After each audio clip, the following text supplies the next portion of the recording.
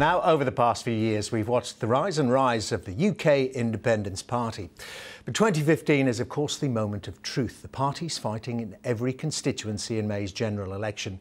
By all accounts, the most unpredictable for many decades. So is the party now a permanent presence in our politics? Or could 2015 be the year the UKIP bubble bursts? Well, the UKIP leader, Nigel Farage, joins me now. I know what you think, and Happy New Year to you, Mr Farage. And the first revelation is that Nigel Farage has given up his pint for January. That's your New Year resolution. Yeah, I started before the New Year, so yeah, I'm not being particularly virtuous about this. I need a break, and it does us all good to have a break. Yeah. Every now and again. So a total break from alcohol, not even a glass of red wine. Absolutely. What about the cigarettes? Oh no, I'll think about that later on in the year. OK, one thing at a time. So how do you read the political weather ahead? How do you read the runes? We've got very clear already, haven't we, the offerings from the two biggest parties. It's the economy, of course, from the Conservatives. Don't give the keys back, they say, to the party that crashed the car. And it seems that Labour are running initially, anyway, on the NHS. We've got to save that. How does UKIP get its hearing? Is it you still just going to bang on about immigration? Well, I think there are three big issues that concern the public and will dominate the general election. And yes, the economy is one of them, and yes, the NHS is another, but there's a third one that isn't being talked about this morning, and that's immigration. And in many opinion polls, immigration is now the #1 issue because of the impact it's having on people's wages, the impact it's having on local healthcare services. So I think on the immigration issue, I suspect Labour and the Conservatives would rather not debate it at all, but they're going to have to. And in a sense, that's what UKIP did to British politics in 2014. We forced this issue onto the agenda. I'm struck, though, I mean, looking at what's being said this morning, and given that we've got fixed-term elections, that our politics is becoming very American. You know, it's no great surprise that the Conservatives have got a guy called Jim Messina, Miliband's got a guy called Axelrod. These are Washington, you know, big political players. And American politics is dominated by negative campaigning. You tell the public how ghastly the other person is, and that makes them vote for you. And we saw a bit of this in the by-election in Rochester, where all sorts of things were said about Mark Reckless. I'm just not sure that in the context of British politics, that style of campaigning actually works. And I sense that the public, I mean, if we're going to have 4 months of this, I think the public are going to get very bored and be looking for something a bit more positive. Well, it's quite a lot flows from that. I mean, you know, because if it becomes more Washington-like, more like the United States, of course, in the end, the smaller parties get squeezed out and it's about one guy against the other. Do you fear that can happen to you? Well, I think British politics, in a sense, has become more presidential over the last 4 or 5 general elections, that we vote far less for whether the man or woman locally is good and for who we think should or should not be the Prime Minister. In America, it is a binary choice. You're absolutely right. But British politics has changed. We've gone beyond that. We've seen, you know, the massive rise of the SNP in Scotland. We've seen Northern Irish politics turned on its head in the last 20 years. And we've seen the rise of UKIP in England and Wales particularly. So, no, actually, I think if people get bored with this binary choice, you may actually see the number of people that vote for the two so-called main parties at its lowest level ever. So what's your tactical thinking then as we head in? We are now already in the election campaign, as we've just been discussing. We hear you're turning the party a bit to the left.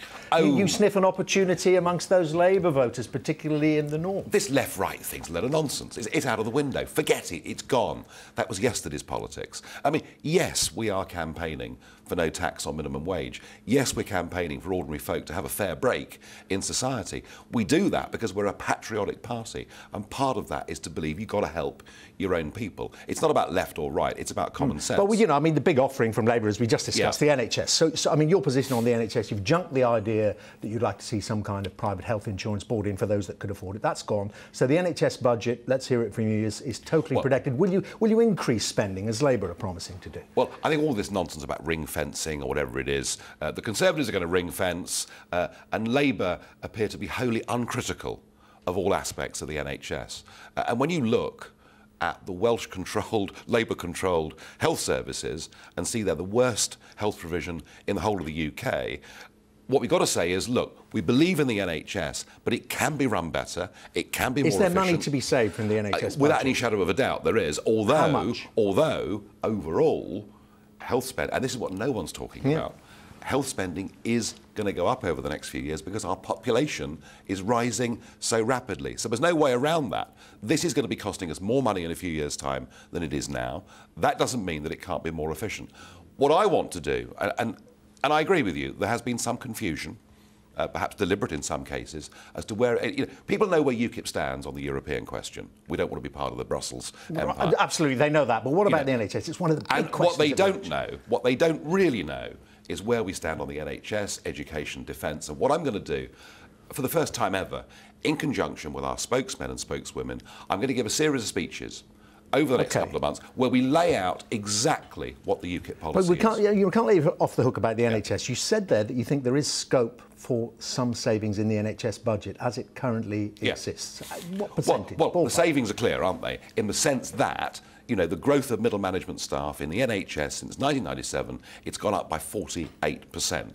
Don't tell me there aren't efficiencies that can't be made. There are, and it's up to us in one of these big speeches to lay out the numbers. And what we do know, about your plans for the NHS, all relating to one of your core messages, interestingly, you're going to winnow out, aren't you, those that can't speak English properly? Well, of course.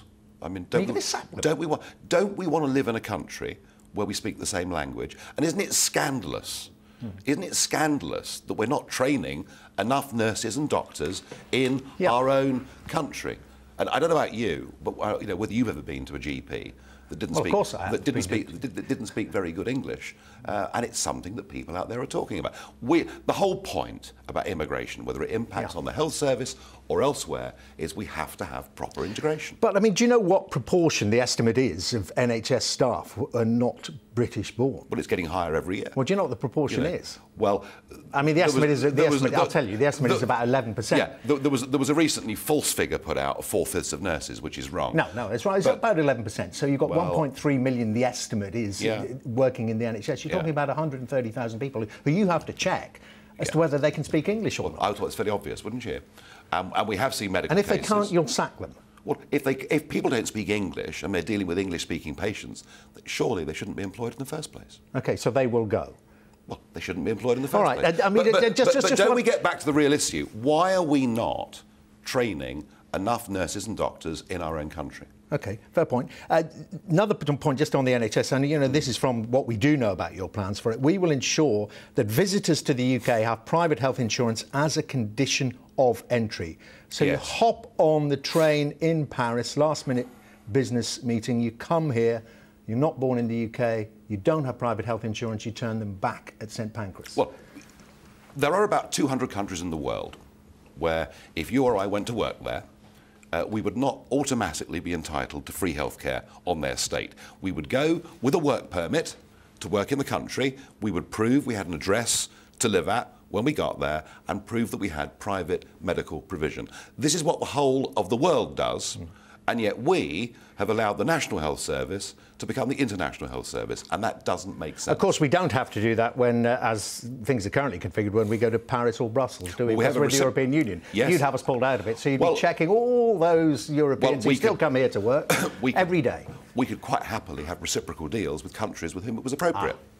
But is it appropriate to have that deal with countries where a trickle of people go and work in those countries and a huge number of from their countries come here? It's about being sensible with this. Of course we can have a reciprocal deal with France or with Spain if that suits us to do it. Let's ask you about coalitions or whatever it may be, given however the cards fall after the general election. Are you categorical? You couldn't do a deal with any Conservative party still led by David Cameron? Well, I think we're jumping the gun a bit here. I mean, look. Well, you said pretty strong stuff about it in the past. I mean, look, I don't think anybody knows what's going to happen in this general election. It's the most open general election in decades, so we are running a bit ahead of ourselves here. But you could do a deal with a Cameron-led Conservative Party.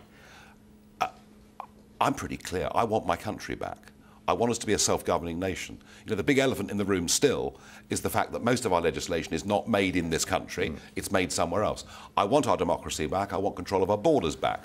I want us to be able to negotiate our own deals on the world stage. To do all of that, I need a referendum. We need a referendum. Well, you need some MPs who hold the balance of power, don't you? How many do you think you're going to get? My worry is about us getting enough MPs, not what happens after May the 7th. Well, how many do you think will do it? How many do you think you need, and what's your aspiration? Well, it's tough to tell. I mean, we read a lot about the SNP, But of course the SNP are will be taking seats directly from Labour, so perhaps the arithmetic of that doesn't overall change the game very much. For UKIP to succeed, we have to win seats that are currently held by Labour, seats that are currently held by the Conservatives, and perhaps some that are held by the Liberal Democrats. If we do that in sufficient numbers, we will change the electoral arithmetic. And you mentioned that. Let me put that together, because the SNP already indicated that they might support a minority Labour government if it falls like that. You've indicated in the past you'll do a deal with the devil, including Ed Miliband, if you get what you want. Could you see UKIP, under some circumstances, supporting that kind of coalition, SNP, Labour and UKIP joined together? Well, I don't see UKIP being joined together with Labour and the SNP at all. I really don't. In fact, I would regard it, even if we were in that position, as unlikely that UKIP would want to be in coalition with anybody. But what you can do is give support to minority governments a lot of UKIP in return for what you want. A lot of UKIP supporters must be saying, look, we're not going to have Prime Minister Farage. We accept that, and we've got to, as much as we can have a copper-bottom guarantee from the Conservative Party that they will have a referendum in 2017. Why would you support Labour to try and force them to give you a referendum, or do you think that will come out during the course of the election campaign? Yeah, don't forget, just 2 and a bit years ago, Cameron was implacably opposed to having a referendum. UKIP started to do well in 1 or 2 by-elections. He changed his tune. Between now and May, it's quite probable that the Labour Party will change its position on a referendum. And the Cameron offering, frankly, isn't good enough in the sense that it's all been kicked into the long grass into 2017 following a renegotiation that looks highly improbable at any level. Whatever he talks about changing freedom of movement of people or unpicking the treaties, I can promise you, as a veteran of Brussels, that's the last thing anybody over there wants.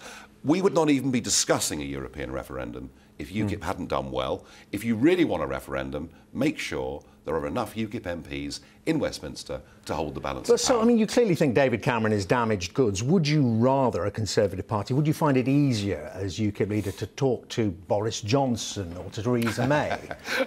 Well, look, David Cameron doesn't like UKIP and doesn't like me, and he's been incredibly rude about us over a very long period of time.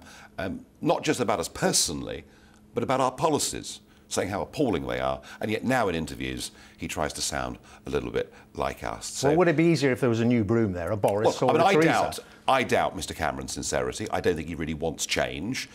I think he is an agent for the status quo, as indeed I think is Ed Miliband. What we in UKIP want is real change. OK. Last question about Ebola and the terribly sad case of Pauline Kafaki and the question about the checks that were carried out at Heathrow and some other countries, the United States, some of the states in the United States with their health workers check them more carefully and give them de facto quarantine when they come back from those Ebola affected countries. Do you think our checks need looking at? I'd say 2 things. Firstly, we've just had the New Year's honours. Long lists of people with MBEs and OBEs and knighthoods and peerages, and I would have thought people who genuinely risk their own lives to go and do some good in the world are the sort of people that should get some kind of recognition. From a medical perspective, I'm just not qualified to comment. I understand that this lady had 7 checks, or 7 temperature checks that took place at Heathrow Airport. Short of putting people in quarantine for a week, it's very difficult to see, for me, what more could have been done. And what about the whole, when it comes to international aid, we know how you're going to slash the international aid budget. Would things like that survive, the help, the considerable help that the UK is giving to those countries affected in West Africa? That would be ring-fenced. We are spending about £1 billion a month on foreign aid, about £12 billion a year nearly we're spending on foreign aid. Of that, about £2 billion is spent on inoculations, on clean water, on things that we would, really consider to be genuine humanitarian missions. We wish to keep that, of course. But do you think the Ebola effort in West Africa, funded by the UK, is money well spent? Yes. When there's a crisis, when there's a disaster, that's exactly where we should, with also private giving as well, we should get involved and we should help. But foreign aid being used as an extension of foreign policy, propping up dubious regimes all over the world, no thank you. But we should also be sending our medical professionals over there who, a tiny proportion of them may come back and may be affected with Ebola. Well, that's up to the medical professionals, but it is clear that we still live in a world where people are prepared to go to Syria to do humanitarian work or to go to Sierra Leone and do it, and the world's a better place because of people like that. Mr Farage, thank you very much indeed. Very good to see you. Nigel Farage there, the UKIP leader.